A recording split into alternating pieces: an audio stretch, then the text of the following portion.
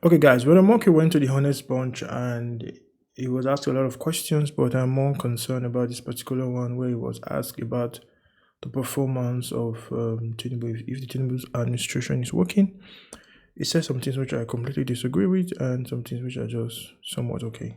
Okay, now that you support Nigeria by supporting the president, do you think, I'm going to ask you, do you think that the president is doing good for Nigeria? Of course. Seeing as it is not reflective in what That the is people an think. opinion. That is not fact. But the opinion of the people, there are a lot of But that people. there's opinion of the people. 1 million opinion cannot be up to one fact. And I'm going to give you facts. When President Bola Ahmed Tinubu took office, Nigeria was owing $108 billion. Today, if I'm lying, I pay you $1 million. Nigeria is owing $94 billion. So we've paid off $14 billion. Our debt has gone lower. And Okay, say that we've paid off $14 billion and our debt has gone lower. When I see people talk about paying off debt, like for a nation like Nigeria, paying off its debt, I think is just completely stupid. Not that you shouldn't pay off your debt, but reducing your debt is not a flex. Countries like Japan, which are first world countries, I think they're over 200% of GDP when it comes to debt, and US is about 100% or more. Many developed countries are actually increasing their debt. Take, for example, the European Union is planning to borrow roughly about €1 trillion or about 800 or something billion euros or so to boost defense spending within the next 10 years. They're borrowing the money. It's not money they're earning or something. So he's trying to make it seem as if they've paid off $40 billion like somewhat like a good thing. I completely disagree with that. Countries need to borrow to grow. I have no issues with that.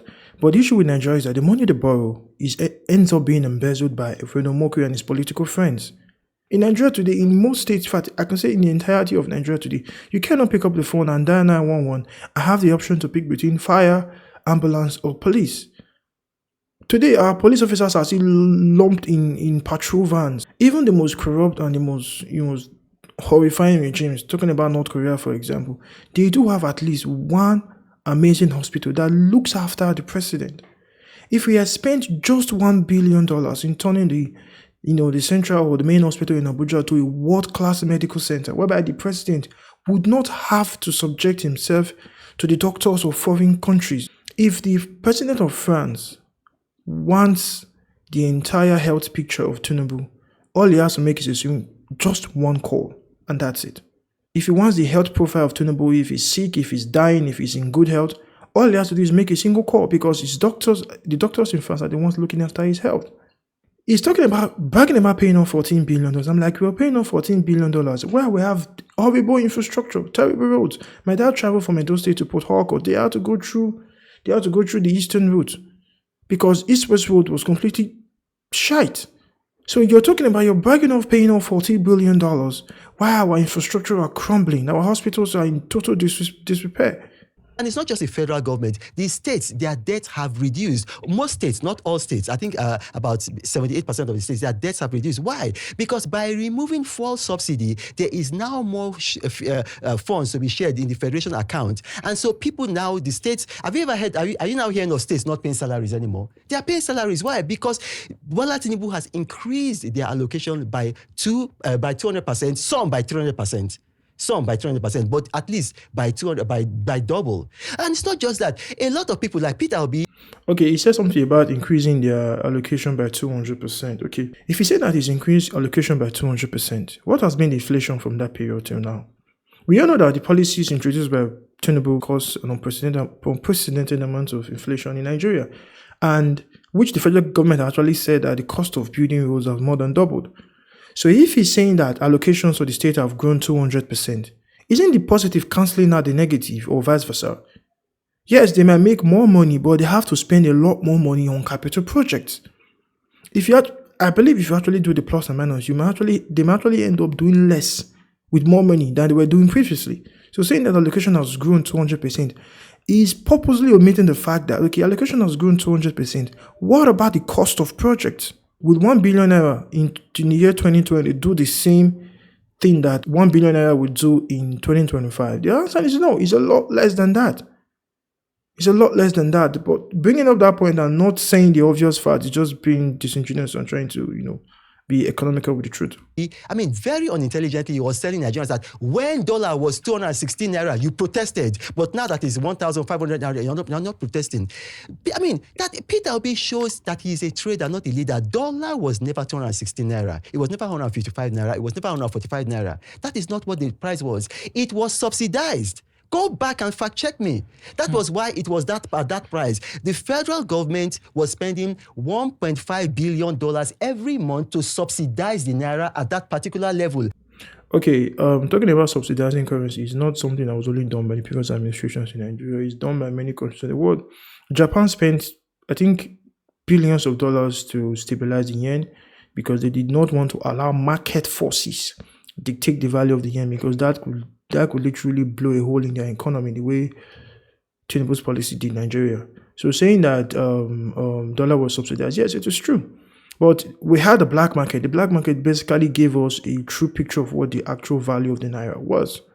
And the reason why they were doing that was not for economic reasons. It was for political reasons, because each president did not want to be seen as having a naira that was so high. Then they would say, okay, because Nigerians don't understand economics. They just understand eba, rice, and salt.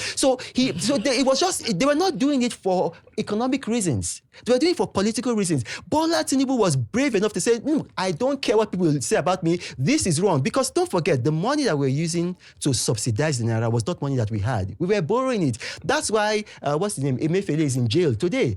Because they borrowed 38 trillion naira without informing the National Assembly. And what were they using that money to do? To subsidize the naira. And let me tell you, do you know what Nigerians were using that subsidized dollar to do? If I tell you, $200 million every year about women were using to import hair. $75 million every year, French champagne. Go and check the records. $25 million every year, Scotch whiskey. Obi Kubana and all those people. Okay, I think what he's saying right there is just him just being economical with the truth. Things like wines, human hairs, those things do not qualify for direct effects from the federal government. That's why you cannot just go to the federal government, even doing Buhari's time, and just say, I want $100 million at official rate because I want to import French wine. That is not true. That never happened. The federal government would not give you dollar at the official rate to import French wine or human hair. That is incorrect.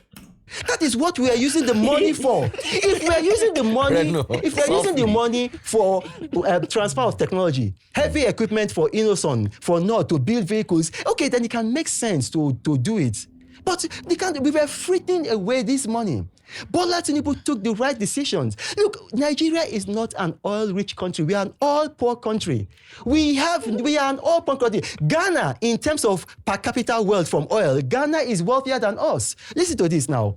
Ghana has 200,000 barrels per day. What is their population? Divide their population by the barrels that they give. That means that there is more. It's going to give you maybe about $200 for each citizen. When you divide Nigeria's population by our barrels per day, we get $150 per citizen. That is poverty. Look, Qatar, a tiny nation that their population is not up to a Kenya local government. They make $70 billion from oil and gas. How much do we make? We make $36 billion. And then you want to... Saudi Arabia, with a population about... their population is probably 35 million, so which is just going to be about maybe 15% of ours. They make about $450 billion every year. We make $36 billion. Angola is more oil-rich than us. In terms of, if you look at the nations that have mineral resources, because Nigerians, entitlement mentality. Check, Nigeria is not in the top 10. Even in Africa, we're not in the top 5. Congo, DRC, they have more nutrients, more mineral resources than we have. So stop saying that's opinion. People like you are feeding the people wrong opinion. Nigeria is not living at our means. We are living beyond our means. That's why that had to go. But Mr. Reno, Okay, now, so to round up my final thoughts, and you can see her face, she asked the question, she wasn't really pleased by his response and the way he, came at her at closing arguments. But for me, what I have to say is this. Omokri is a pretty intelligent man, I will tell you the truth, but he's not a person that uses his wisdom for service of the people. It's to serve his own personal interest. That I've known for a long time. So, in coming here to try and paint the Tinubu's administration's achievement as something good, well, Haven't you noticed that in all that she said, he didn't mention any project, they didn't mention any, turnaround in Nigeria's medical sector, in Nigeria's healthcare sector, in Nigeria's police, in internal security. He said nothing of that. She said, is Nigeria working? And quite frankly, did not answer the question. Because what he kept on saying was that, they took out a dollar market rate, state government now get more money, blah, blah, blah, blah, blah, blah, blah. But the question is this, is the president's policies being felt by the people? And the answer is no. I think it was UN statistics or something actually said that more Nigerians are falling into poverty under the Tinubu's administration, and more will continue to fall into poverty. His policies are not working, and this is a fact. He's talking about opinions on fact. Reno Omokri, this is a fact. The way he handled the FX issue and fuel subsidy is the primary cause of Nigeria's economic turmoil. You cannot take those statistics, you cannot take those truths away. I hardly agree with Reno Omokri, but there are some things he said that is actually true. In Africa, we tend to place too much emphasis on natural resources, and we actually spend little value on human resource. People often say, Africa is rich in natural resource, this is rich in natural resource, but what is the value we place on human resource? That's the reason why today 200 Nigerians can be slaughtered in Benue State, more killed in other states of the country. We don't see it as something valuable. Once it comes to oil and gas and natural resource, cobalt and the rest, we can all get our pitchforks out and say, this person is exploiting us and this and that. But to round it up, Reno Omokri, as I said before, is simply using his knowledge he has to serve his own interests. He doesn't really care about anybody. If Tinubu loses re-election, he's going to switch just like that to the next person. So that's it, guys. Anyways, please subscribe, and I'll see you in the next one. Peace.